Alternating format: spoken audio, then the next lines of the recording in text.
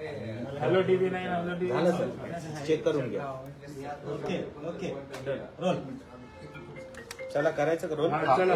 Role role Patil साहेब. चल बंद करले ना फक्त. हो विचार पाटील झालं का? सगळे विचारताय. मराठा समाजाचे नेते या समाजापासून महाराष्ट्र आणि मराठा समाज त्यांच्या जागीला बांधलेला आहे. कोण म्हणलं? अरे अरे त्याचं जाऊन देते बाब सगळं ते नुसतं मराठ्यांना शत्रू समजता येतो आणि मराठ्यांच्या विरोधात विनाकारण ज्या जाती कधीच नव्हत्या त्यांना सुद्धा खोट्या आश्वासनं देऊन त्यांना मोठे काम देऊन भांडवली करतो. मराठ्यांचं पोरांचं कसं वाटतं त्याच्यासाठी तो काम करतो. त्याच्यामुळे आता महत्व द्यायचं तुम्ही करायचं ठरवलं. मराठ्यांना आणि मराठा समाजाच्या लेकरा बाळांना तो शत्रू समजतोय. त्यामुळं त्याचा विषय पुढे आता आम्ही संपवतो. कारण ते लयच हातबल झाला लयच त्याला गोळ्यामध्ये येड लागू नये करत तितकं वापरायला झालं एका जी आर. बरं ते असंही म्हणाले की उठलं की हॉस्पिटल, सुटलं की पुन्हा हॉस्पिटल, किडन्या खराब झाल्या घेऊन जे काही बोलायचं ते बोलतात. तू माझ्या संग तयार तू काही बोलत त्याचं काय ते वय झालं तसं तसं लोक म्हणतात ना उतारत्या वयाला वय झालं का मथर येडे उठत असते तसं ते आता ते मथर डबाव चालवणे झाले ते गेलं कामातून. आता ते कसलं स्वप्न बघताय ते लय सरकारला अडचण येत आणणार थोड्या दिवसात बघा तुम्ही प्रचंड अडचण येत आणणार. आमचं त्याच्याकडे आता महत्व आम्ही कमी करणार आहे. कारण त्यांनी पुन्हा एकदा तेच सांगतोय की त्यांनी मराठ्यांना शत्रू मानले. मराठ्यांच्या लेकरांचं वाटलं कसं होईल हे काम ते करायला आणि छोट्या छोट्या जाती त्या ओबीसीतल्या त्यांना नादी लावतोय. तुम्हाला जिल्हा परिषदला उभा करू, तुम्हाला पंचायत समितीला मतदान करू, तुला आमदार करू, कोणाला म्हणतो तुम्हाला चान्स एखादा विधान परिषदेवर देऊ, कोणाला मंत्र्याचा देऊ, असले खोटे आमिष दाखवून गोर गरीब बारीक बारीक छोट्या छोट्या जाती किंवा मराठ्यांच्या विरोधात घालायला लागल्या. म्हणजे मराठ्यांचे आणि छोट्या छोट्या जातीचे गाव समोर जे ओबीसीच्या संबंधित ते खराब करण्याचं काम आणि ते पाप सगळं भुजबळ करायला लागला. हे सत्य त्याच्यामुळं आम्ही आता त्याला महत्व द्यायचं कमी केलं आणि एका जी आरमुळे ते पूर्व पागल झालं. इतकं बावचळण झालं पिसाळ्या कुत्र्यासारखं झालं हातबल झालं त्याला काहीच कळणार नुसतं पळ दे. कारण सत्य सत्य असतं. त्याच्यामुळं मराठ्यांना आरक्षण मिळणार आहे जे आरनुसार हैदराबादच्या जे आरनुसार. त्यामुळे आम्ही काही टेन्शन घेत नाही. आम्हाला धोका बसला आम्ही सरकार पाडलं हे पण आमचं ठरलेलं आहे. त्यामुळे थोडी तब्येत बरी लागायला तर सुट्टी घेतली. मी महाराष्ट्रात आपल्या मराठा बांधवांनाही सांगतो की मला वाटतं की डॉक्टरांनी आराम करायचं सांगितलेलं. त्याच्यामुळं रोज भेटण्यापेक्षा आपण शनिवार रविवार अंतर्वाली भेटत जाऊ. म्हणजे 4-5 दिवस आठवड्यातून मलाही 5 दिवस आराम करता येईल, 2 दिवस समाजालाही देता येते. कारण थोडी चांगली 1-2 महिने तब्येत चांगली झाली की मग मला 24 घंटे महाराष्ट्रभर फिरता येईल. त्यामुळे 1-2 महिने आरामामुळं शनिवार रविवार आपण आंतरवलीत भेटत जाऊ. आठवड्यातले मला 5 दिवस आराम करता येईल, 2 दिवस 24 घंटे 2 दिवस म्हणजे शनिवार आणि रविवार हे मला समाजासाठी देता येईल. साहेब असे म्हणतात की जो जी आर काढलेला आहे आणि माझा ठाम विश्वास आहे तो टिकणार नाही. कोण म्हणलं? अरे त्याचं जाऊन दे म्हणलं. खरंच सांगतो मी ते महत्व द्यायच्या लायकीचा राहिला नाही होता पण आता नाही राहिला. कारण त्यांनी मराठ्यांना शत्रू मानलं आणि ज्या जाती मराठ्यांच्या मित्र आहेत त्यांना सुद्धा शत्रू मानायचं शिकवायला आहे. इतक्या नीच विचाराचा माणूस ज्या जातीत जन्माला ना असला माणूस कुठल्याच जातीत जन्म आहे. कारण हा खूप मोठा मराठ्यांचा वाटोळ करतोय आणि आजपासून नाही ते 40 वर्षापासून करतोय. आमचेच वेळेवरती डोळे उघडले मराठ्यांचे. आम्ही यांना आमचे लहान भाऊ मोठे भाऊ समजायचो. परंतु ज्या दिवशी आता मराठ्यांच्या लक्षात आलं की यांनी विनाकारण मराठ्यांच्या विरोधात एक टोळी निर्माण केली आणि त्या टोळीच्या माध्यमातून मराठा समाजावरती शत्रुताची भूमिका पार पाडायला लागलाय तो. त्यामुळे मराठ्यांनी सावध होणं गरजेचं आहे. आता आपल्याला म्हणजे मराठ्यांना मी जाहीर सांगतो आपल्याला जी आर साठी लढावं लागणार आहे. आरक्षणासाठी लढावं लागणार आहे. आणि महत्वाचा विषय सांगतो, महाराष्ट्रातला मराठा समाज हा सगळा शेती व्यवसाय करणारा समाज आहे. आपल्याला नोकरी आधार पाहिजे. यांना वाटतंय आपल्याला नोकरी मिळू नये आणि शिक्षण मिळू, ही भूमिका यांची. आणि माझी भूमिका आहे की मराठ्यांना उच्च शिक्षण, खूप मोठमोठाले शिक्षण मिळाले पाहिजेत, मोठमोठ्या नोकऱ्या पण मिळाल्या पाहिजेत. कारण सांगतो, असे संकट शेतीवरती येते की अचानक शेतकरी उद्ध्वस्त होतो. बाकीच्यांना शेती पण आहे आणि नोकरी पण असल्यामुळे त्यांना डबल आधार आहे. आपल्या शेतकऱ्याला आधार नाहीये, मराठ्यांनी समजून घ्या. त्याच्यामुळं ताकदीनं आपण मराठ्यांचा आरक्षणाला धक्का तर लागूच द्यायचा नाही, पण राहिलेल्या मराठ्यांना सुद्धा मिळवण्यासाठी ताकदीनं उभं राहायचं. हे मराठ्यांनी हे शब्द मात्र हात जोडून सांगतो तुम्हाला. मराठ्यांनी लक्षात घ्या. नुसतं म्हणत बसतात अमुक संकट आलंय, शेतीवर आलंय, काय करायचं. तर पुढच्या कमीत कमी पिढ्यासाठी, कमीत कमी पुढच्या वर्षासाठी, आपल्या समाजातल्या लेकरा बाळासाठी आपण त्यांना खूप मोठी आयुष्याची शिवरी बांधून घेऊ. म्हणजे शेती जर कधी अडचणीत आली, तुमचा पगार यायचे, त्या पगारावरती आपलं कुटुंब, आपला परिवार, आपलं गाव, तालुका, जिल्हा, राज्य चालतंय. म्हणून राज्यभरातल्या सगळ्या मराठ्यांना आरक्षणाची आवश्यकता आहे. शेतीला जोड, नोकरी आणि शिक्षण पाहिजे. मराठ्यांनी ताकदीनं उभं राहायचं. यांनी किती डावं टाकले तरी याला हरवायचं म्हणजे हरवायचं. आणि 29ला मात्र 29 म्हणजे 2029ला मराठा आरक्षणाच्या विरोधात गेलेले नेते 100% आठवणीनं काळजीपूर्वक बारीक लक्ष ठेवून पाडायचं. ते मराठ्यांनी लक्ष ठेवायचं. असं आहे की लातूरच्या पोलीस अधीक्षकांनी एक तपासणी केली आणि आरक्षणासाठी ज्यांनी आत्महत्या केल्या, म्हणजे मराठा समाज, त्याचबरोबर बंजारा समाज आणि महादेव कोळी समाज, याचा त्यांनी अभ्यास केला आणि त्यांच्या असं लक्षात आलं की आत्महत्या करून ज्या सुसाईड नोट लिहिल्या गेल्या होत्या तर त्या दुसऱ्या कुणीतरीच लिहिल्या होत्या. बनावट सुसाईड नोट खिशामध्ये ठेवलेल्या होत्या. आणि मराठा समाजाची जी आत्महत्या, त्यांनी आत्महत्येचा प्रयत्न केला होता, तो कोमात असतानाच चिठ्ठी ठेवली आणि तो सुदैवाने वाचला, परंतु त्या चिठ्ठ्या सगळ्या बनावट निघाल्या. यावर तुमची काय प्रतिक्रिया? याच्यावरपर्यंत तुम्ही घ्यायला बी नाही पाहिजे कोणी. कारण कोणाच्या भावनेशी आपण नाही खेळू शकत, कोणाच्या दुःखाशी पण नाही खेळू शकत. कोण काय डाव करण, खऱ्याचं खोटं, खोट्याचं खरं माहीत नाही. त्याच्यावरती मी आत्महत्येवरती नाही बोलत. कारण कोणाचं लेकरू गेलं आणि त्याच्या मृत्यूशी नंतर खेळायचं आणि त्याच्या भावनेशी खेळायचं, हे बघा, ही पण डाव असू शकतो. मी समर्थन करत नाही, स्पष्ट सांगतो. त्याचं उत्तर तुम्हाला मिळालं. परंतु इतक्या खालच्या थराला गेली की सध्या मराठ्यांचे अधिकारी सस्पेंड करायचे, याला जोडूनच ये. आत्महत्या मुद्दाम असल्या तरी दाखवायच्या खोट्या, इतकं मीच खेळणार. कुणबी प्रमाणपत्र ओरिजिनल असले तरी बी ते खडाखोडच केली म्हणायचं. राजकीय डाव सुद्धा तसेच आहेत यांचे. मराठ्यांच्या नेत्याबद्दल हीच भूमिका आहे. फक्त कळू देत नाहीत. अधिकाऱ्यांबद्दल, शिक्षकांबद्दल, मराठ्यांच्या व्यावसायिकांबद्दल, गरीब मराठ्यांबद्दल आता चित्र स्पष्ट आहे ना. हे अधिकाऱ्यांवरती सुद्धा दडपण आणून करून घेतलं जातं. पण याच्यामुळे खरे जे लोक आरक्षणासाठी ज्यांनी सुसाईड केलंय त्यांच्यावर प्रश्नचिन्ह निर्माण होत नाही का? यांच्यावर कारवाई करायला पाहिजे का? हे अशा पद्धतीने चुकीचं करतात. अहो, खऱ्या खोटे हे कोण ठरवणार आहे? यांना काय माहित? पोलिसांचा तपास दबाव कुठे असू शकतो अशी आम्हाला शंका.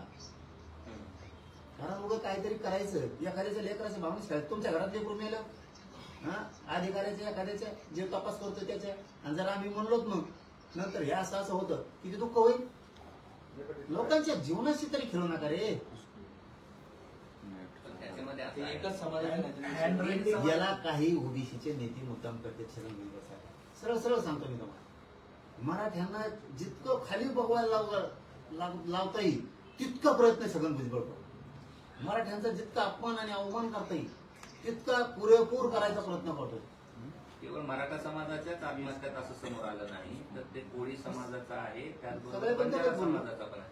तिन्ही समाजाच्या लोकांनी आरक्षण आणि त्याच मुद्द्यांसाठी आत्महत्या केल्या. आणि त्यामध्येच ज्या सुसाईड नोटच बनावट होत्या, हस्ताक्षर तज्ञांना सांगितलं की यांच्या नाही. मी आत्महत्याबद्दलच बोललो, मी जातीबद्दल बोललोच नाही. आत्महत्याबद्दलच बोललो. बाकीचं फक्त त्याच स्वच्छ आहे असं म्हणणं असतं त्यांचं. जे दोघं तिघ असे आहेत त्यांचं म्हणणं असतं फक्त आमचं स्वच्छ आहे, बाकीच्या ज्या 18 पगड जाती आहेत 200-300 जाती आहेत ओबीसीच्या त्यांचं सगळं खोटं असतं. फक्त षडयंत्र आणि जाळ कसा पसरायचा कसा आथरायचा हे काम तो करतो. खूप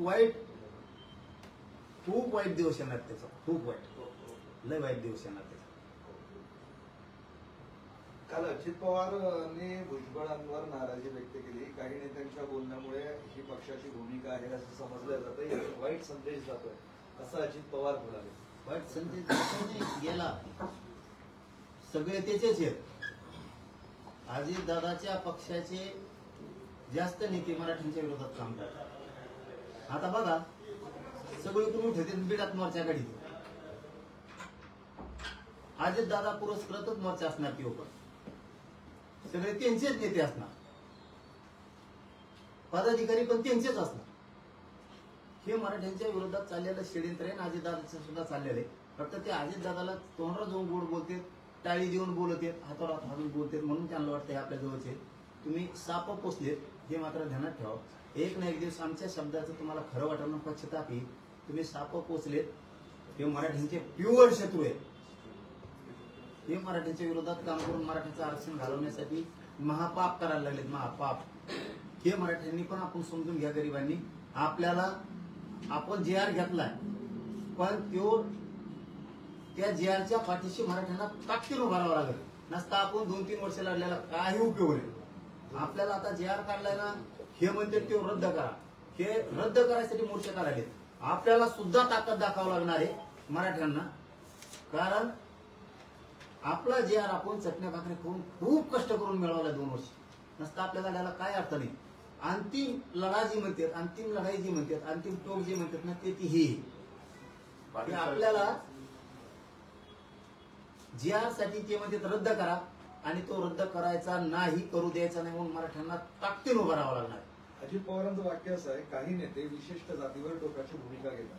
आझाद मैदान इथं मराठा समाजाचं जे आंदोलन सुरू होतं त्यांचा जो जी आर मिळाला त्यावरही हे नेते बोलले आणि त्यामुळं पक्ष बदनाम होतोय. त्यामुळे थेट नाराजी व्यक्त केली. समोरच होते भुजबळ त्यावेळेस. छगन भुजबळांनाच उद्देशून होतात आणि यांच्यामुळे पक्षाला किंमत मोजावी लागतात.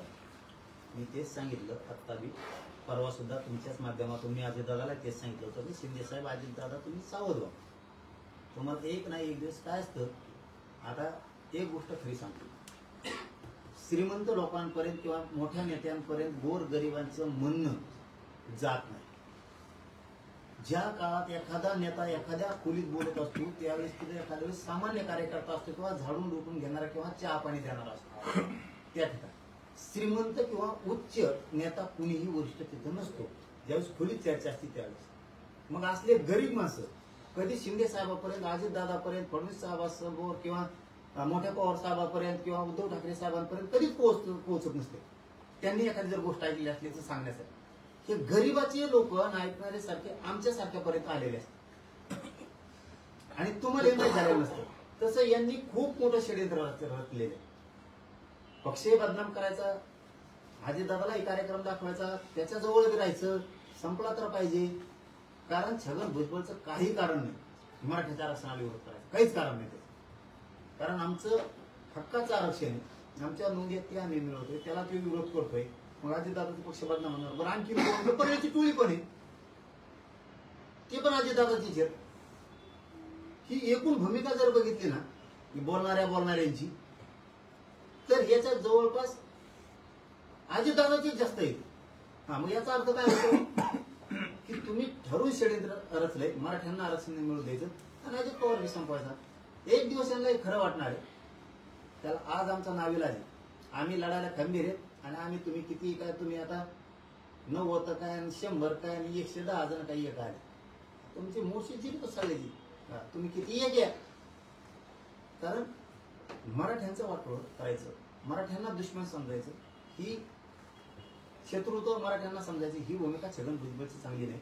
आणि बारीक बारीक जातीच्या नेत्याला सांगतो तुम्ही उभा राहा, तुमचे एका होतरी योग येतील तर मला तो दुरण टेका त्यांचं कुठं टिकी तू हे नादीला मी निवडणुकीच्या काळात मराठ्यांपासून गोर गरीब ओबीसीने लांब जाऊ नका आणि मराठ्यांनी सुद्धा गोर गरीब ओबीसी पासून लांब जाऊ नका.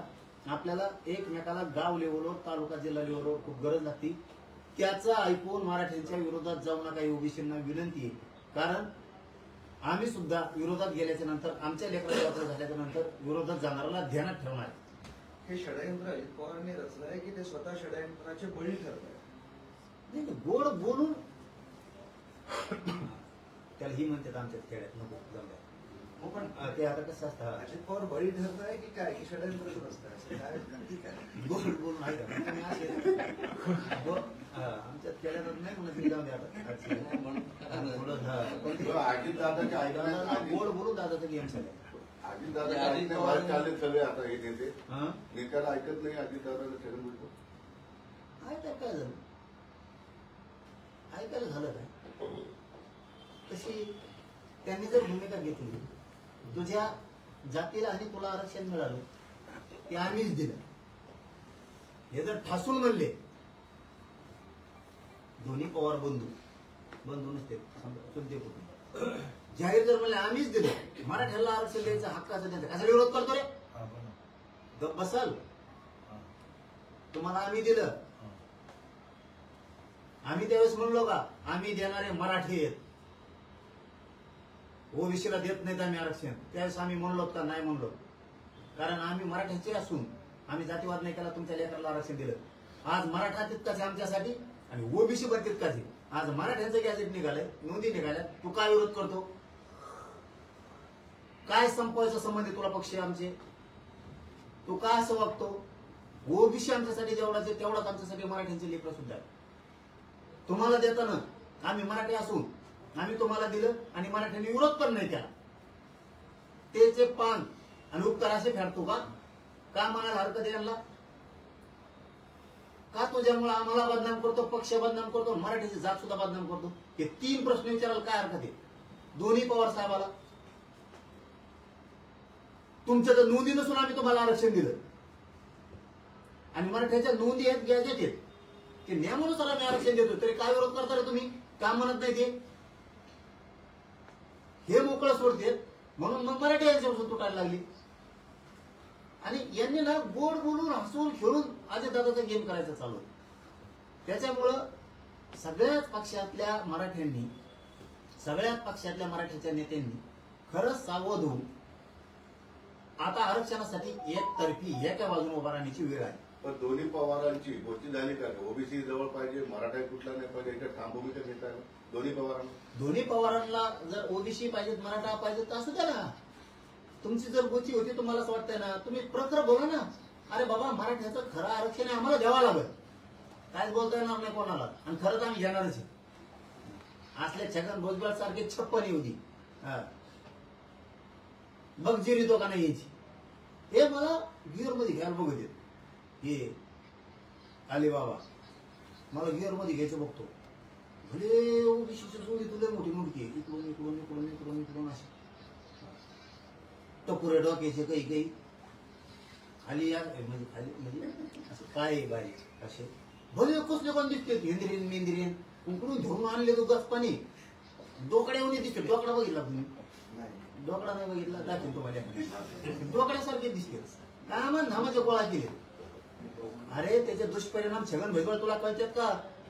ज्या जातीचा नेता तुझ्या दिसायला लागला ना, त्या जातीवरती गाव लेवलचे लोक नाराज व्हायला लागले तुझ्यामुळं. बेअक्कलसारखं कशाला वागतोय ह्या वयात? तुझ्यामुळं खूप वाईट परिस्थिती या महाराष्ट्रात उद्भवायला लागली. तू बारीक बारीक जातींचे बिचारे, त्यांचे काम करणारे सामाजिक आणि राजकीय लोक बैठकीला जमा करतो, ते चेहरे महाराष्ट्रात समाजाला दिसतात.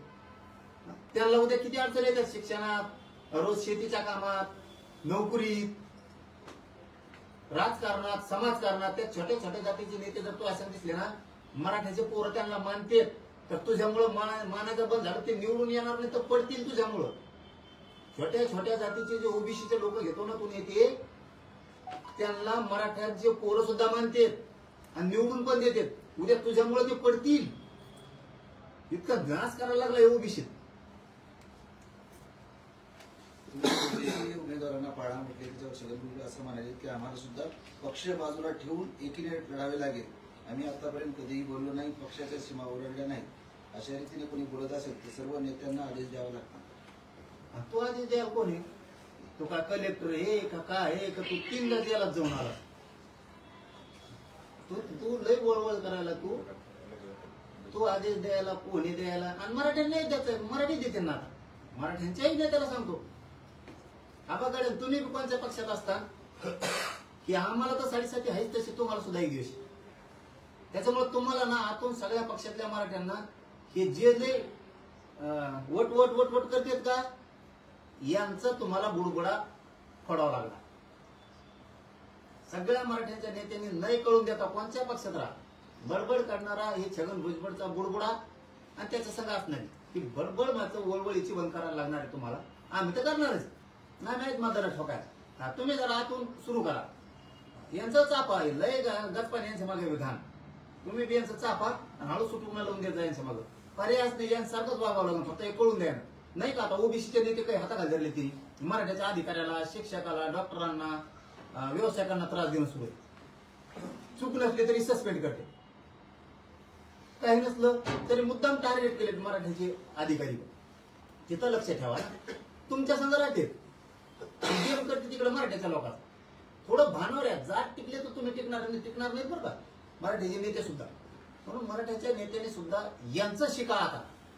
हे जर म्हणले आम्हाला सुद्धा आता पाडावे लागणार आहे त्या टायमाला म्हणणारा ना राजकारण तो कायम संपला पाहिजे. झिरो करायचं शिका आता याला. 2029 ला बरेच झिरो करायचे. आणि मराठ्यांच्या नेत्याला सांगतो आता वेळ तुम्ही सुद्धा एकजूट दाखवा. आपल्या गरीबाच्या लेकराला शेतीबरोबर नोकरी आणि शिक्षण मिळणार आहे. शेतीत उत्पन्न होत नसल्यामुळं फीस भरायला अडचण येते. शिक्षण न झाल्यामुळे मग नोकरी लागत नाही. त्यामुळे आरक्षण खूप गरजेचं आहे. लोकांनी शेती इतकीच ताकद आणि किंमत आरक्षणाला सुद्धा द्या. आरक्षण हा साधा सुद्धा हलका विषय समजू नका. प्रत्येकानं जसं शेतीत आता संकट आलं तरी शेतात जातो आपण. तिथलं घाण काढतो तिथलं गाचपान काढतो आपण उपटून काढतो सगळं गवत काढतो. पुन्हा मशागत करायला लागलो. पुन्हा आपण नवीन दुसरी पेरणी करायसाठी तयारीला लागलो. तसं आरक्षणाला सुद्धा लक्षात ठेवा. तितकीच शेती इतकीच किंमत आरक्षणाला सुद्धा द्या. वारंवार लढून आपल्या लेकराच्या हातात शेती बरोबर नोकरी देणं गरजेचं आहे. म्हणजे शेतीवर संकट आलं तर पगारातून आपले कुटुंब समाज वाचन. म्हणून आरक्षण विषय सोपा समजू नका. एखाद्या शेतकऱ्याला संकट आलं म्हणजे तेच रडत बसू नका. इकडे दुसरी गोष्ट मिळवायचं बघा म्हणजे शेतीला आधार होईल. नोकरी व्यवसाय मिळवायचा बघा मग आधार होईल. तसं आरक्षण ते जाऊ देत नाही. किती ताकदीला लढत म्हणजे याचा अर्थ आरक्षणात लई ताकद आहे. तसं आपण सुद्धा आपला JR ला धक्का बी लागला नाही पाहिजे म्हणून आपण एवढी ताकद दाखवायची. शेती बरोबर आरक्षण आणि नोकरी गरजेची ही मराठ्यांनी कायम बुद्धीत ठेवा. आणि नेत्यांनी सुद्धा आता मराठ्यांना आरक्षण मिळण्यासाठी मराठ्याच्या बाजूला ताकदीने उभा राहा. कारण ओबीसीचे नेते सुद्धा उभा राहायला लागले. तू उभा राहतो म्हणून लढत होत म्हणायचं. जर एखादा ओबीसीचा नेता म्हणला त्या पक्षाचा मराठ्याचा नेता काय गेला तर त्या मराठ्याच्या नेत्याने डायरेक्ट उत्तर द्यायचं तू जाऊ नको आम्ही जात नाही. तू जातो मग आम्हाला काय हरकत आहे जायला. तू पण सत्य दे विरोधी पक्षात येत जरी जातो. म्हणून मराठ्यांनी थोडं समाजाच्या बाजूने उभा राहा. मराठ्यांचं आरक्षण जाऊ देऊ नका. ते वडेट्टीवार म्हणाले आमच्याबद्दल तो बोल्या आहे जशी बुद्धी तसे दिसते. काय बोल्या आहे जशी बुद्धी तसं दिसते. बोलल्या बोल्या बोल्या बोलल्या बोलणार हा मग ते पुजारी होता का गोलाई देवीचा म्हणून त्याला माहिती येतं असले काही ते गेलं कामातून गेलं. कसं दिसतंय तुम्हाला ते सध्या का पळणं गुळगुडीत दिसत होता वाट्या. कसा दिसतो आता गुळगुडीत दिसतो का नुसत्या चटणीच्या काचा पुशी कामच झाले हातबल झाले की सगळ्याला कुत्र्यावर झाले पागल झाले. त्यांना पैसे सुद्धा ना ते मला येडं म्हणत होते ना त्यांना असं झालं त्यांनाच येड लागायची येड आली. त्यामुळं आमच्या काय पोरांचं माणसाचं म्हणणं आलं थोडं सोडून द्या आता म्हणजे त्यांना भाव देऊ नका. ते प्रसिद्धी यासाठी करायला लागलेत आणि त्यांच्यासाठी स्पर्धा लागली नेतेगिरीची. नेता कोण काँग्रेस का ही दुसरी ओबीसी अशी स्पर्धा लागली. त्याच्यामुळे त्यांनी मला वाटतं आता काहीतरी मोर्चा काढाय ना काँग्रेसचा मराठ्याच्या विरोधात. त्यामुळे आता त्याला काय भाव देत नाही, ते प्युअर येडं झाले. ते पूर्वी कसे दिसते बघा ना तुम्ही. ज्या दिवशी अजितदादाचा प्रश्न विचारला होता मीडियाच्या बांधवांनी अलिबाबाला एवढ्याच्या, अजितदादाला मी म्हणलं होतं ते संपायला लागले. तर या प्रश्न त्याला विचारला होता की जरांगे पाटील म्हणते अजित पवार संपणार, त्याची बॉडी लँग्वेज बघ. पुन्हा ती बाईट काढा बाहेर. ज्या दिवशी आपण म्हणलो अजितदादांना हे संपवणार आहे, ह्योच प्रश्न मीडियाच्या बांधवांनी त्याला विचारला, त्याची बॉडी लँग्वेज पूर्ण सांगून द्या. त्याला कोण संपी, दात काढलेली ती, त्याला कोण संपी, ते संपत नसते. त्याची शरीराची, त्याच्या शब्दाचे हावभाव सांगून जाते किती मोठा अजितदादांविषयी कट शिजतो. 17 तारखेला बीडमध्ये भुजबळ महासभा घेत आहे. दुसरं काय काम, जातीवाद करीन, पुन्हा दंगल घडून आणीन, पहिल्यासारखंच करीन. दंगल करणारे त्यांचे जणू चर्चा आहे बीडमध्ये आता. आणि ते बांगर पण बोलले की परळीच्या टोळीनंच घरं जाळले होते सगळ्यांचे मराठ्यावर यायसाठी. याचं हॉटेल येईनच पेटून दिलं, पुन्हा तेच घडून आणि बीडमध्ये. आणि तो हॉटेलला तिकडे जावा लागला तुला, तिकडून इकडे येतो. इकडं काय बीडमध्ये सगळ्याच तुमचं हे सगळं घडून आणताना बीडची टोळी, त्या परळीची टोळी, ते पुरा बीड जिल्ह्याचा नाश करते. आणि त्यांचं एक उच्च नेतृत्व होतं मोठं, त्यांच्या सुद्धा विचाराची पुरे हरकत घेतल्यासारखं वागायला लागले ते. हे देवारा करणार बीडचा. आणि काय होणार नाही म्हणा, छगन भुजबळ तू किती लढ, 100-150ची टोळी केली माझ्या विरोधात, तू किती झुंज, तुला काही यश येऊन देत नाही गाडी. तू मरूच तर म्हणला पाहिजे औरंगजेबोनी, इथंच मेलो बाबा पण नाही जिंकलो. संताजी धनाजी नंतर मग सगळ्याचा खपा खप दांडक्यान रेटायला लागली. इथंच मेलं, इथंच गेलं. त्याचं स्वप्न पुरं झालं नाही. तो तसं तो स्वप्न काय मी पुरं होऊ देत नाही गाडी. अरे बाबा तू किती झुंज, 200 कर, 300 कर, 500 कर, तू किती लोकांची टीम कर, तुला काय मी येऊन देत. आणि आमच्या जर JRला धोका बसला मग मला मराठी सरकारला सांगतात काचका काय. तुम्ही बी एवढं सोपं समजू नका. सरकारने जर JRला धक्का बी बसला आणि प्रमाणपत्र वाटायचे जर तुम्ही सुरू नाही केले तर तुम्हाला बी काचका कळत मराठी काय. त्याच्या दबाव येतील तुम्ही आम्हाला JR नुसार प्रमाणपत्र द्यायनात का. आम्ही माझ्या बघायचं तोवर बघणार आहे, मग तुम्हाला दाखवतो आम्ही काय कसा खेळ असतो आणि किती पांगत तुम्हालाही कळत. आणि एक किती येऊ देऊ की किती टोळी येऊ देतो. तुम्ही भुजबळांचा उल्लेख औरंगजेबासारखा केला, त्या औरंगजेबासारखं औरंगजेबासारखं नाही म्हणलं बाबा. हो मायला तुम्ही देता तिसरा पुंगणी औरंगजेब आलता, त्याचं स्वप्न होतं ना मी हे जिंकीन ते जिंकीन हे करीन, इथंच लिहिलं, जिंकता नाही आलं. तसं तू इथं टंगडा फोडव यंगराटा. मग थोडं झालं तरी तुला कसं घेण्याने आहे ना, सगळ्या ओबीसीच्या जातीचा मराठ्याचा पाचक्या केला ना ह्यांगाड्या तो कसलं जन्म नाही. याला काही कसं डोकं नाही का काही नाही, एवढं दिसतंय. याच्यावरती त्या ठाकरे साहेबांनी ते काढायला पाहिजे ते काय म्हणून तिथे वाकडं तिकडं. हा धोरणात दिसन गडी. पण भुजबळांमुळे अडचणी आल्या की एकंदरीत तुमच्या सगळ्या मनात वाटतं की भुजबळांमुळे अडचणी येतात लय मोठ्या. परत त्याने एक नवीन डाव टाकला गोरगरीब ओबीसीला. मी सांगितलं तुम्हाला मगात बाईट मध्ये, पुन्हा तेच सांगतो. छोट्या जाती आहेत ना त्यांचा सामाजिक राजकीय काम करणाऱ्या बिचाऱ्याला ते फोन करून बोलून घेतात. आणि ते बोलून घेतल्यामुळे असा गोळ व्हायला लागला ते व्यासपीठावर दिसायला लागले त्याच्यासमोर. मग मराठ्यांनाच वाटतंय माहिती ही तर आपल्या गावातला आहे, ह्यो आपल्या तालुक्यातला आहे, आपण त्याला मानित होतो. मग ह्या जातीचं ह्यो नेता छगन भुजबळ सगळं मराठ्यांना आरक्षण मिळू नये म्हणून विरोध करायला कसं काय आला. म्हणजे त्याच्यामुळे इतके लॉस व्हायला लागलेत ना आता मायक्रो ओबीसीचे छोटे छोटे जातीचे की प्रचंड.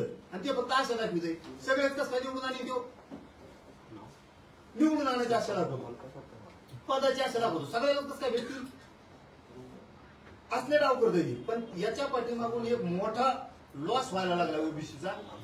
छोट्या छोट्या जातीचे लोक, छोट्या छोट्या जातीचे सामाजिक राजकीय काम करणारे जे नेते आहेत ना त्यांना सोबत घेऊन बसायचं आणि त्यांच्याही ध्यानात नाही आलं की सगळं भुजबळ त्याच्या स्वार्थासाठी घेऊन बसतो आपल्याला. पण आपलं राजकीय करिअर खराब व्हायला लागलं इथं, आपले संबंध आवलेवर खराब व्हायला लागले मराठा संघ. हे सुद्धा छोट्या छोट्या जातीच्या ओबीसीच्या सामाजिक राजकीय काम करणाऱ्या ओबीसीच्या नेते बांधवांनी सुद्धा समजून घ्या. तुमचा ते वापर करतोय, आमचा आरक्षण हक्काचा आम्ही ते घेणार आहेत, आम्हाला विरोध करू नका. त्याला आम्ही यश येऊ देणार नाही. ओके ठीक सर. चल. अरे आता संपलेलं आहे. संपलेलं आता थांबेल ते आपण जाईपर्यंत. ते रामबुद्धी काढ रे